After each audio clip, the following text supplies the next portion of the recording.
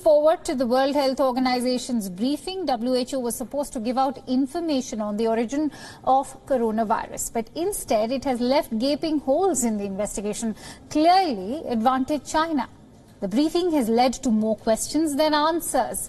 WHO has said that the theory of COVID-19 being made in a laboratory is highly unlikely, adding that it has been refuted by scientists across the world. So we are back to square one. How did the virus originate?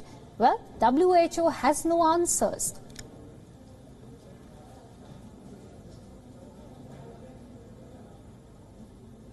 All the work that has been done on the virus and trying to identify its origin continue to point towards a natural reservoir of this virus and similar viruses in bat population.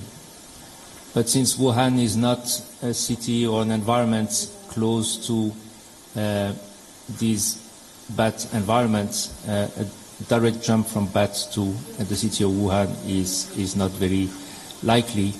And therefore, we have tried to find what other animal species were introduced and moving in and out of the city that could have potentially introduced or contribute to introduce the virus, in particular in the Wuhan market.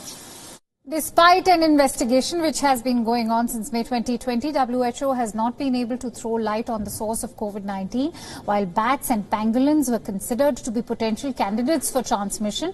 According to the WHO, coronavirus samples found in those species are not identical to SARS-CoV-2. So then what is the source of COVID-19? How did humans get infected in the first place?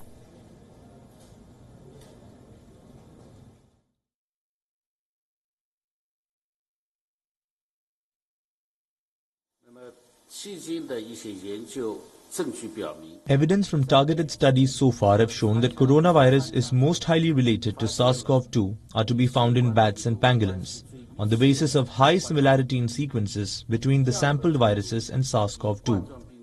However, the viruses identified so far from neither of these species are sufficiently similar to SARS-CoV-2 to serve as direct progenitor of SARS-CoV-2.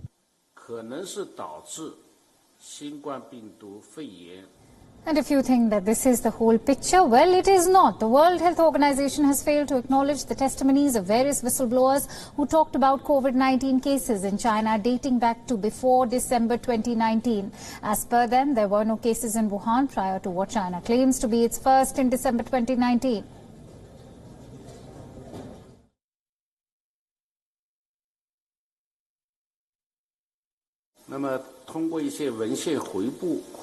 Relevant literature on early circulation was an important part of our study. This study suggested that SARS-CoV circulation preceded the cases by several weeks. Some of the suspected samples date before the first reported case of COVID-19. The Wuhan investigation has not changed the picture of the outbreak. These are not our words. The WHO itself has affirmed to this statement. But if there is someone who has benefited from this, the WHO has clearly given China an advantage. Questions and questions, that is what the world has to ask the World Health Organization. Let's quickly get in some more insights. For that, I'm joined in by Dr. Julian W. Tang, who is an honorary associate professor and clinical virologist at the University of Leicester. Thank you so much, Doctor, for joining our broadcast today. Now, how do you assess the observations made by the WHO team probing the coronavirus? Okay, so there's some differences from what we originally thought. We thought that this virus came from a wet market in Wuhan, from bats sold there. The testing of these presumably archived samples from the wet market shows that this virus was not present in any of the animals being sold at the time at the market. So they expanded the testing in the area, and we also found no evidence of this virus in that surrounding area in its animal. So it suggests that this virus was introduced into the who attended that Wuhan market from elsewhere. Exactly where, they're not sure. And they're also not entirely clear what the actual reservoir is. Although we know that it was found in bats and pangolins, they're arguing that because the virus sequences are slightly different, these may not be the actual immediate hosts for the virus spreading to humans. And then there's another comment saying that, if it was going to spread efficiently in humans, it must have occurred elsewhere in humans in some via some intermediate post earlier. So it's a bit confusing because they're also saying that there are no widespread outbreaks before November, December last year as well in humans. Right. And Doctor, since you used the word confusing, what in your view has complicated the WHO investigation? Well, confusing, really what I mean is that there may well be animal reservoirs outside of Wuhan that we just haven't found yet, haven't sequenced yet, that may be harboring the virus. And there may have been some animal-to-human transmission outside of Wuhan that allow the virus to adapt to humans to be more efficiently transmissible by the time that cluster appeared in Wuhan. So that bit of data, that data is what they're looking for, that they haven't found yet. But then they're saying that the virus must have had time to adapt to the human host before it transmitted so efficiently. Although we know from the 1918 influenza pandemic that came more or less straight from an avian host and adapted to transmit quite efficiently in humans as well. So I think there are lots of these open questions that we're not really sure about, which is why the situation's a bit confusing. Right, quite a host of questions still remain unanswered. Dr. Tang, first China denied the WHO entry, and even when they finally arrived, the international press was kept at a distance, even though they visited controversial stops like the Wuhan wet market, the lab, and the Wuhan Institute of Virology. Hasn't the WHO investigation undergone a credibility crisis? Well, I don't think so. I mean, there's only so much you can do within 2 to 4 weeks, and 2 weeks was spent in quarantine after they arrived in China. So I think you have to give them more time, and I think quite a few of the experts, for example, Dominic Dwyer, whom I know, said that you need more time and more investigations to resolve this, and Marion Koopmans as well mentioned the same thing.